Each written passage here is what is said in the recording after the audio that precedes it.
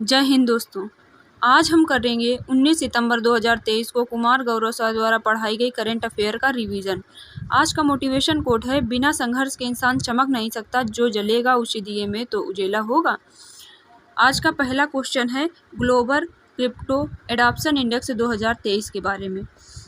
यह चाइनालिजिस संस्था द्वारा जारी किया जाता है। इसमें 154 देश शामिल हैं, जिसमें से टॉप रैंक आई है पहली अपने इंडिया की और दूसरे रैंक में है Nigeria.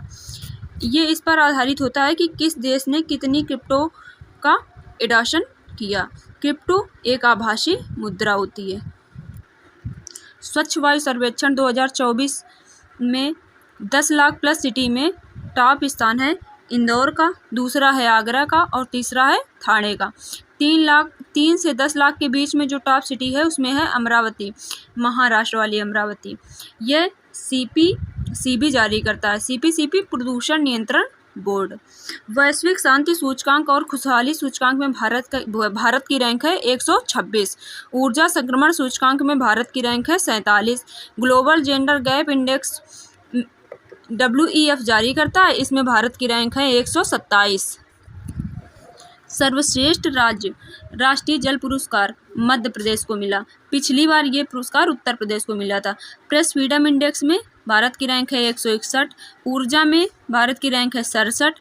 Global fire power index में भारत की रैंक है 4। हंगर इंडेक्स में भारत की रैंक है 107। लॉजिस्टिक परफॉर्मेंस इंडेक्स में भारत की रैंक है 38।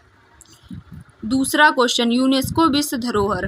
भारत में कुल 42 यूनेस्को विश्व धरोहर हैं, जिसमें से 34 सांस्कृतिक धरोहर है, 7 प्राकृतिक धरोहर है और 1 मिश्रित धरोहर है, जिसका नाम है कंचनजंगा।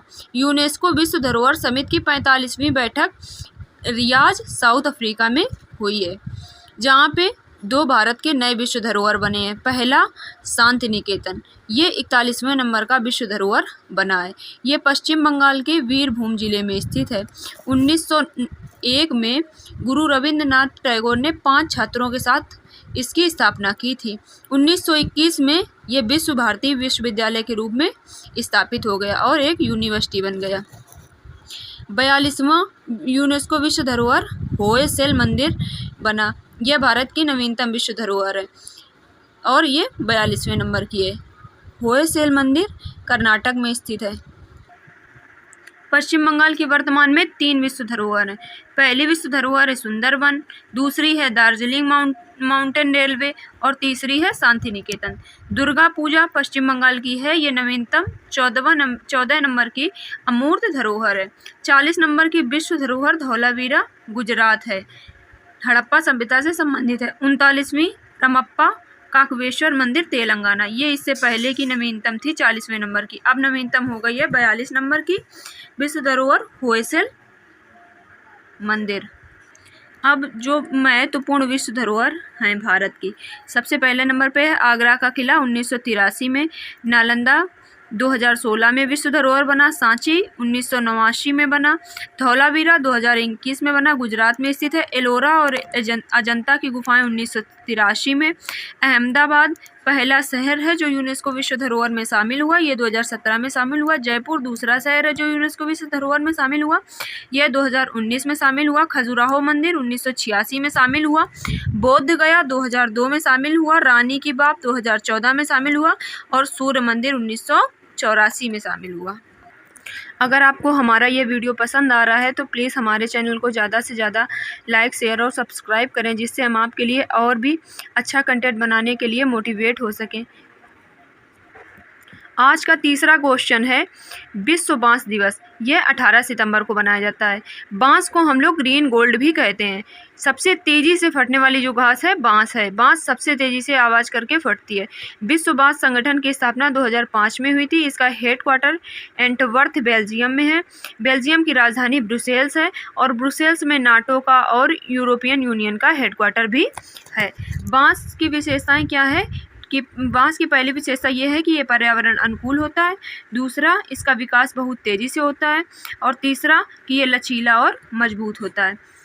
16 सितंबर को विश्व ओजोन संरक्षण दिवस मनाते हैं। पर्यावरण संबंधित महत्वपूर्ण दिवस, पर्यावरण से संबंधित जो महत्वपूर्ण दिवस हैं उन सभी का हम अभी रिवीजन करेंगे। पहला है विश्व वन्यजीव दिवस। विश्व वन्य जीव दिवस 3 मार्च को मनाया जाता है। जल दिवस 22 मार्च, पृथ्वी दिवस 22 अप्रैल और जैव विविधता दिवस 22 मई। ये सभी 22 को होते हैं। जल मार्च में होता है, पृथ्वी अप्रैल में और जैव विविधता मई में। पर्यावरण दिवस 5 जून को मनाते हैं। ओजोन संरक्षण दिवस 16 सितंबर को मनाते हैं। सुनामी के लिए 5 नवंबर को मनाते हैं। मरुस्थलीकरण रोकथाम दिवस 17 जून को मनाते हैं। चपचार कूट महोत्सव मिजोरम में मनाया जाता है। इसको बैम्बू फेस्टिवल के नाम से भी जानते हैं। इसमें बांस को लेकर सभी लोग नृत्य करते हैं। विश्व आर्द्र भूमि दिवस 2 फरवरी 1971 को रामसर कन्वेंशन हुआ था। रामसर स्थान ईरान में स्थित है। 2 फरवरी को विश्व आर्द्र भूमि दिवस मनाते हैं। आज का चौथा क्वेश्चन है, भारत में पहली मोटोजीपी रेस के शीर्ष प्रायोजिक अधिकार टाइटल स्पॉन्सर को कहते हैं। इसको इंडियन ऑयल को मिला है। ग्रेटर नोएडा में बुद्ध सर्किट में 22 से 24 सितंबर के बीच ये आयोजित होगी। इसमें 42 टीम हिस्से लेंगी और 84 राइडर होंगे। अमूल को 19वीं एशियन खेल के लिए भारत का टाइटल स्पॉन्सर बनाया गया है। अमूल जो दूध है उसको 19वें एशियन खेल में भारत का टाइटल स्पॉन्सर बनाया गया है। 19वें एशियन खेल जो है वो हांगझो चीन में होंगे। ICC क्रिकेट वर्ल्ड कप 2023 में भारत में होगा। इसके ब्रांड एम्बेसडर हैं शाहरुख खान और इसका शुभंकर है क्रिप्टोवर्स। भारत की नवीनतम महारत्न कंपनी 12वें नंबर की है REC रूरल इलेक्ट्रिफिकेशन कॉरपोरेशन। 13वें नंबर की जो महारत्न कंपनी है वो Oil India Limited. Global biofuel alliance GBFL Bharat की तरफ से ये संगठन बनाया गया। इसका उद्देश्य है फ्यूल के अन्य ऑप्शन को तैयार करना और पेट्रोल में 20% का इथेनॉल मिलाना। इसको GBFL भी कहते हैं। IMEEEC ये भी भारत द्वारा बनाया गया संगठन है। भारतीय एयरलाइंस जो सब्स्टिट्यूशन एविएशन फ्यूल से उड़ान भरी, ये पहली है विस्तारा। IB साथी ऐप जो है वो इंडियन बैंक ने लॉन्च किया। 1907 में ये बैंक शुरू हुई थी और इसका हेडक्वार्टर चेन्नई है। IB साथी का जो उद्देश्य है वो फाइनेंशियल इंक्लूजन को बढ़ावा देना है, ग्राहकों को बैंकों से जोड़ना है, जो अंतिम छोर तक है वहां तक पहुंचना, यही वित्तीय समावेशन कहलाता है। बिजनेस कोर स्पोर्ट जो है वो इसकी स्थापना करेगा। यह ग्राहकों को संतुष्ट करेंगे। जो BC हैं इनकी ये स्थापना करेगा। ये ग्राहकों को संतुष्ट करने के लिए बनाए जाएंगे। RBI जो है उसकी स्थापना 1 अप्रैल 1935 को हुई थी और ये 1934 का एक्ट है। ये यंग हिल्टन आयोग की सिफारिश पर बनाया गया था। यंग हिल्टन आयोग को शाही आयोग भी कहते हैं। RBI का राष्ट्रीयकरण 1 जनवरी 1949 को हुआ था। देश का पहला ट्रांजिट कार्ड जो है, या फिर आप इसको कह सकते हैं कॉमन ट्रांसपोर्ट कार्ड, ये SBI द्वारा लॉन्च किया गया है। 24/7 वीडियो बैंकिंग सेवा प्रदान करने वाला पहला बैंक AU स्मॉल बैंक है। भारत का पहला इको फ्रेंडली डेबिट कार्ड जो है वो एयरटेल ने लॉन्च किया। Contactless wearable ring OTG NPCI ने लॉन्च की है। NPCI का फुल फॉर्म है national payment corporation of India. ये एक तरीके की रिंग होगी जिससे आप पेमेंट कर सकते हैं कॉन्टैक्टलेस पेमेंट के लिए। 7 रिंग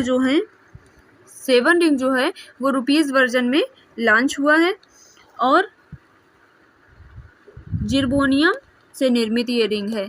NPCI की स्थापना भुगतान एक्ट 2007 से लागू हुई है और मुंबई में इसका हेडक्वार्टर है।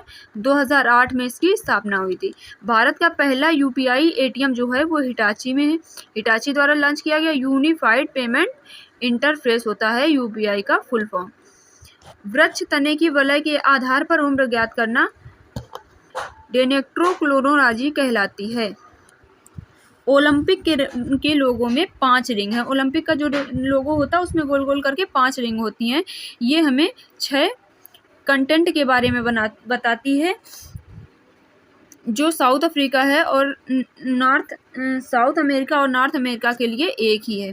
चाय फैक्ट्री कचरा को फार्मा उत्पादन में IIT गुवाहाटी ने काम किया है। इसका उद्देश्य है वेस्ट टू वेल्थ, मतलब चाय से जो कचरा होता है उसको कुछ अच्छा बनाने के लिए। भारत का पहला GI टैग दार्जिलिंग की चाय को मिला था। ये पश्चिम बंगाल के लिए 2004 में मिला था। प्रोजेक्ट काटरू जो है वो IIT मद्रास ने लॉन्च किया है। इसका उद्देश्य है मोबाइल के द्वारा वायु प्रदूषण की जांच करना। भारत के बाहर पहला IIT परिसर जंजीबार तंजानिया में स्थापित हुआ। ये IIT मद्रास ने बनवाया है और इसकी पहली हेड है प्रीति अगलायम। IIT मद्रास NIRF में इसने शीर्ष स्थान प्राप्त किया है।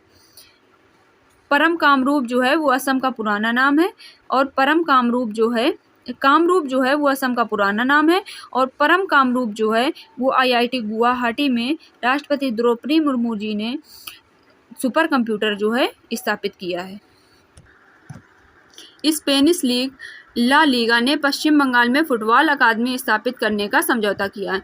पश्चिम बंगाल की CM ममता बनर्जी स्पेन गई थी, वहीं पर यह समझौता हुआ है। डूरंड कप जो है मोहन बागान टीम ने जीता है ये, और ईस्ट बंगाल को हराकर मोहन बागान ने जीता है। डूरंड कप एशिया का सबसे पुराना फुटबॉल का कप है और ये फुटबॉल खेल से संबंधित है। संतोष ट्रॉफी जो है वो फुटबॉल का टूर्नामेंट है। कर्नाटक जीता है। कर्नाटक की राजधानी बंगलुरु है। फीफा महिला वर्ल्ड कप 2023 स्पेन जीता। ऑस्ट्रेलिया और न्यूजीलैंड में इसका आयोजन हुआ और इंग्लैंड इसका उपविजेता है। फीफा महिला वर्ल्ड कप का आयोजन ऑस्ट्रेलिया और न्यूजीलैंड में हुआ। स्पेन जीता इंग्लैंड को हराकर। इंटरकॉन्टिनेंट कप फुटबॉल से संबंधित कप है। इसका विजेता भारत है और लेबनान इसका उपविजेता है। संतोष ट्रॉफी फुटबॉल से संबंधित ट्रॉफी है। इसका विजेता कर्नाटक है और उपविजेता मेघालय है। गिफ्ट डीड योजना का अर्थ है विशेष उपहार विलेख योजना। संपत्ति के बंटवारा तथा दान देने में होने वाले पारिवारिक विवाद कम करने के लिए यह उत्तर प्रदेश सरकार द्वारा चलाई गई एक योजना है। अगर आप किसी संपत्ति को दान करते हैं तो संपत्ति के दान वाले जो स्टाम्प होंगे उसका अधिकतम शुल्क 5,000 रुपये होगा। 5,000 रुपये से अधिक ही नहीं होंगे दान वाले में। भारत की पहली पोर्ट टैक्सी नोएडा उत्तर प्रदेश में लॉन्च की गई। नोएडा का फुल फॉर्म है new Okhla industrial development authority. UP में 3 यूनिटी मॉल बनाए जाएंगे, लखनऊ में, आगरा में और बनारस में। भारत का पहला जो यूनिटी मॉल है वो उज्जैन मध्य प्रदेश में स्थापित किया जाएगा।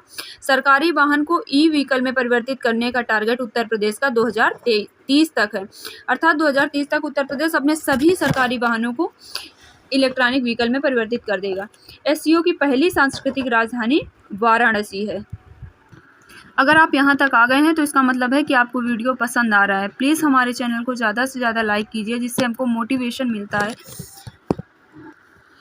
LACCMI योजना ये CM नवीन पटनायक द्वारा लॉन्च की गई है। नवीन पटनायक उड़ीसा के CM हैं और ये योजना उड़ीसा सरकार की है।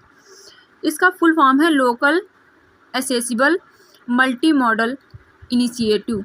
परिवहन बेहतर करना इसका उद्देश्य है। परिवार बेहतर करने का मतलब इसको टिकाऊ, सस्ता और सुलभ बनाना है। ये 1000 बसों से प्रारंभ की जाएगी 10 वर्षों तक के लिए। इससे जिला, ब्लॉक और ग्रामों को सबको जोड़ा जाएगा और हर एक जगह पहुंच बनाना इसका उद्देश्य है। अब हम करेंगे लल्लन टॉप का रिवीजन। PM विश्वकर्मा योजना 13,000 करोड़ रुपए लगाकर पारंपरिक शिल्पकारों को ये योजना बनाई गई है। पारंपरिक शिल्पकारों के लिए इनको 2 चरण में 3 लाख रुपए 5% ब्याज दर पर मिलेंगे। पहले चरण में 1-1 लाख रुपए मिलेंगे, दूसरे चरण में 2-2 लाख रुपए मिलेंगे और इस पर उनको सिर्फ 5% ब्याज दर देनी पड़ेगी। अमृत वृक्ष आंदोलन जो है वो असम से प्रारंभ हुआ। कलयगनार महिला अधिकार निधि योजना तमिलनाडु के CM स्टालिन द्वारा लॉन्च की गई। शुभ यात्रा योजना केरल सरकार द्वारा प्रवासी भारतीयों के लिए लॉन्च की गई है। आज का 11वां क्वेश्चन है, ब्रिटेन ने आधिकारिक तौर पर रूस के वैगनार ग्रुप को आतंकवादी संगठन घोषित कर दिया है। वैगनार ग्रुप जो है वो रूसी भाड़े के सैनिक का ग्रुप है। वैगनार ग्रुप का सदस्य बनना या समर्थन करना अब पूर्ण रूप से अवैध हो गया है। पूरा वीडियो देखने के लिए बहुत बहुत धन्यवाद। प्लीज़ हमारे चैनल को लाइक, शेयर और सब्सक्राइब करें। Thank you.